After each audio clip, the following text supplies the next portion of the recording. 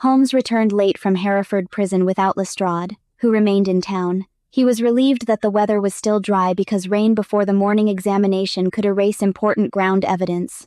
He had chosen not to inspect the pool while tired from travel. Reading damaged tracks required his sharpest attention, and he preferred rest to a hurried night visit.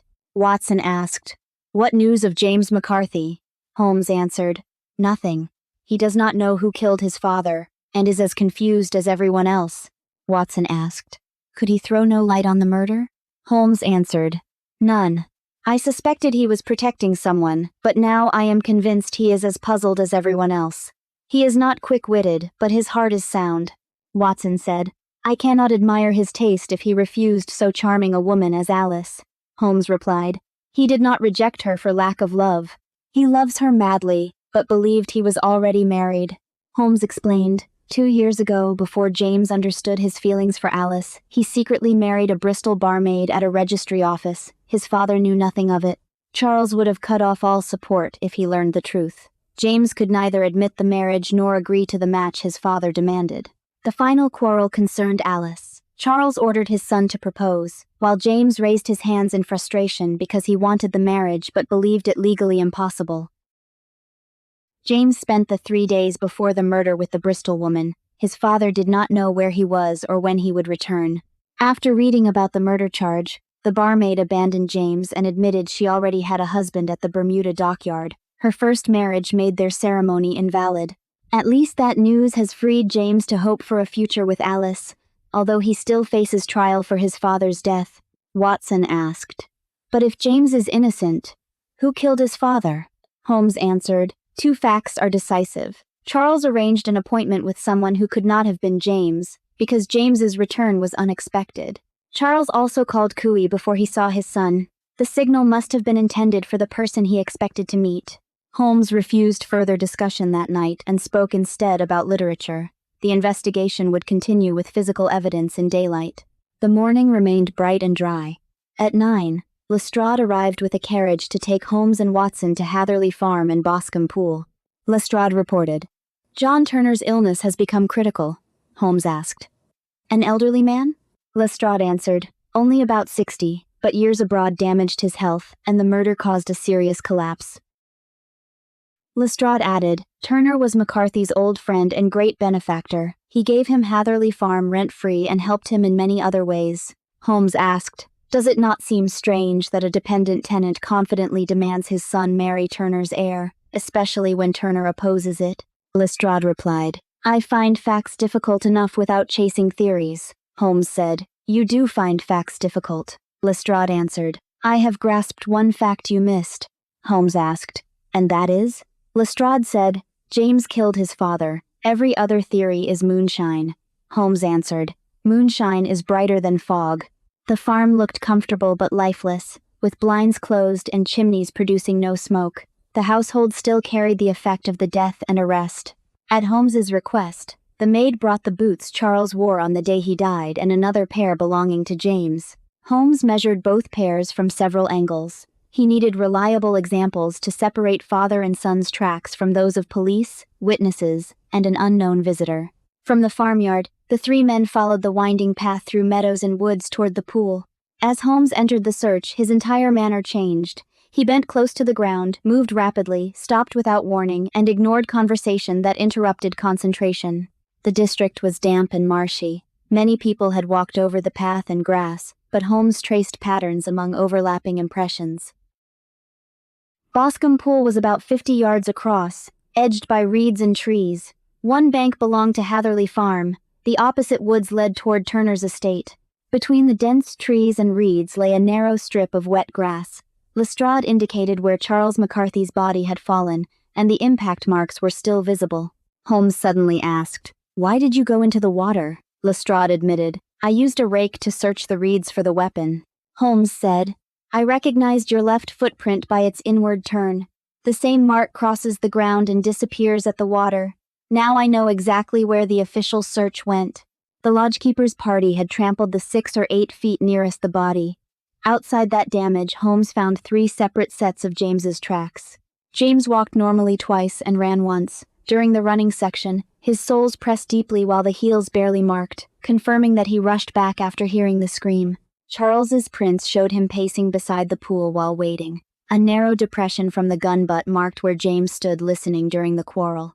Holmes then found unusual square-toed prints made by a third person. They approached, left, and returned once more. The return matched James's gray object memory. The hidden person had dropped a cloak while escaping and came back for it while James knelt beside his father. Holmes followed the tracks into the wood to a large beech tree. The murderer had stood behind it during the father and son conversation. Near the tree, Holmes examined leaves, sticks, soil, and bark. He collected a small sample of cigar ash and found the discarded cigar end in the moss. He also found a jagged stone lying where grass had been pressed beneath it. After examining the stone and surrounding ground, he kept it. The third person's trail continued through the wood to the high road, where hard traffic erased the remaining marks. Holmes went briefly to the lodge to speak with Moran and send a note. He then returned to the carriage carrying the stone.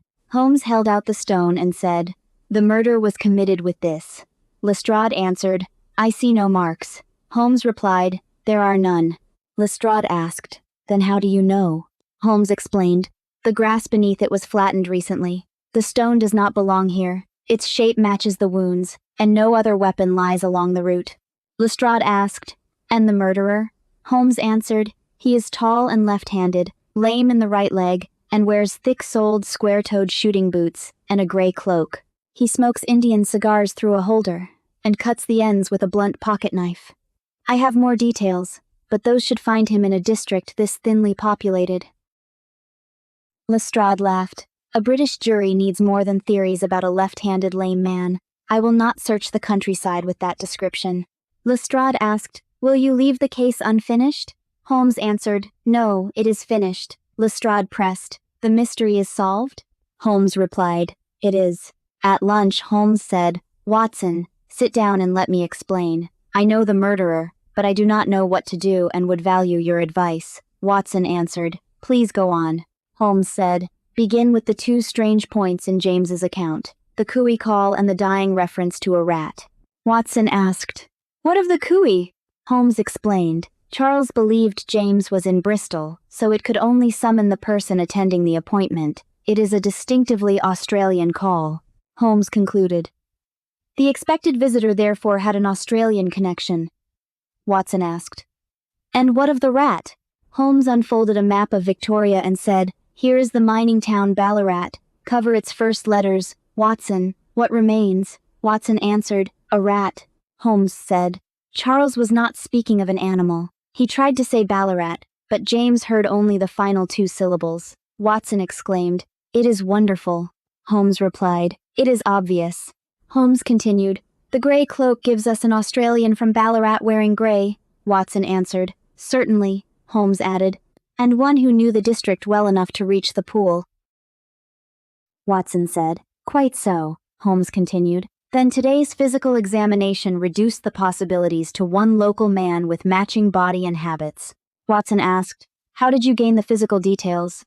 Holmes answered, "By observing trifles." Watson said, "I understand the height from the stride and the boots from their impressions." Holmes said, "The boots were peculiar." Watson asked, "But the lameness?"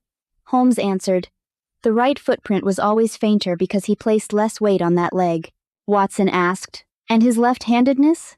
Holmes answered, "The blow came from directly behind yet struck the left side of the skull. That is natural for a left-handed attacker." Holmes continued, "He watched from behind the beech and smoked during the argument. My study of tobacco let me recognize Indian cigar ash." Watson asked, "And the cigar holder?" Holmes answered, "The Rotterdam cigar showed no contact with teeth or lips, so the smoker used a holder." Holmes added, "The tip was cut rather than bitten, and the uneven edge showed a blunt pocket knife." Watson said, "You have drawn a net around the killer, and saved James as surely as if you had cut the rope from his neck." Before Watson could say the name, the waiter announced John Turner. The arriving man walked slowly with a clear limp in the right leg. Turner's bowed shoulders and gray hair made him appear weak, but his large frame and deeply lined face showed that he had once possessed exceptional strength. His skin was ashen, his lips bluish, and his breathing poor. Watson immediately recognized severe chronic illness. Holmes asked. "You received my note?" Turner answered. "Yes, the lodgekeeper brought it." Holmes said, "I thought people would talk if I visited the hall." Holmes said, "I know the truth about McCarthy." Turner covered his face and answered, "I will never let young James be convicted." Holmes said, "I am glad you would protect James." Turner replied, "I would have spoken already but for Alice. If I were arrested, it would break her heart." Holmes said, "It may not come to arrest." Turner asked, "What?" Holmes replied, "I am not a police officer. Alice asked me here. James must be cleared, but your fate does not automatically belong to me." Turner said, "Diabetes has left me perhaps a month to live. I want to die under my own roof, not in prison." Holmes proposed, "Write a confession, sign it, and let Watson witness it. I shall reveal it only if necessary to save James." Turner agreed. "I may die before the assizes. Charles McCarthy controlled and tormented me for 20 years, and now you shall know how." Turner began his confession. "In the early 1860s, I was a reckless young miner in Australia. Bad luck, drink, and criminal companions turned me into the highwayman called Black Jack of Ballarat. My gang of 6 robbed stations and gold wagons. When we attacked a convoy from Ballarat to Melbourne, several troopers and 3 of our men were killed. I held a pistol to the wagon driver, Charles McCarthy, but spared him. He stared at me closely enough to remember my face. We survivors escaped with the gold. I came to England wealthy, left the gang behind, and tried to build a respectable life. I bought the estate, helped others with my money, married, and had Alice. When my wife died, raising my child carried me still farther from crime. Years later, I met McCarthy in Regent Street. He recognized Black Jack at once and threatened to report me unless I supported him and his son. The McCarthys moved west and lived rent-free on my best farm. He demanded land, money, and houses, knowing I feared Alice learning the truth more than I feared prison. As Alice grew older, that fear became stronger. I gave McCarthy almost everything he asked to keep the Australian robbery secret. At last, McCarthy demanded Alice herself. He wanted James to marry my heir so his family would eventually control everything I owned. I had nothing against James, but I would not bind Alice's future to the man who had blackmailed me for decades. McCarthy threatened exposure. I accepted an appointment at Boscombe Pool, halfway between our homes, to discuss the marriage. I reached the pool and found Charles arguing with James. I waited behind the beach, smoking, until the sun left. Hearing Charles treat Alice like property destroyed my restraint. I was dying, yet his secret could still ruin my name and trap my daughter. If McCarthy were silenced, Alice would be free and the blackmail would end. I struck him from behind with the stone. Charles's cry brought James running back. I fled into the wood, but dropped my gray cloak and had to return for it while James knelt over the body. That confession explained the appointment, Australian signal, Ballarat fragment, hidden observer, stone, footprints, cloak, cigar, limp, and left-handed blow. As Turner signed the statement, Holmes said, "It is not for me to judge you." Turner asked, "What do you intend to do?"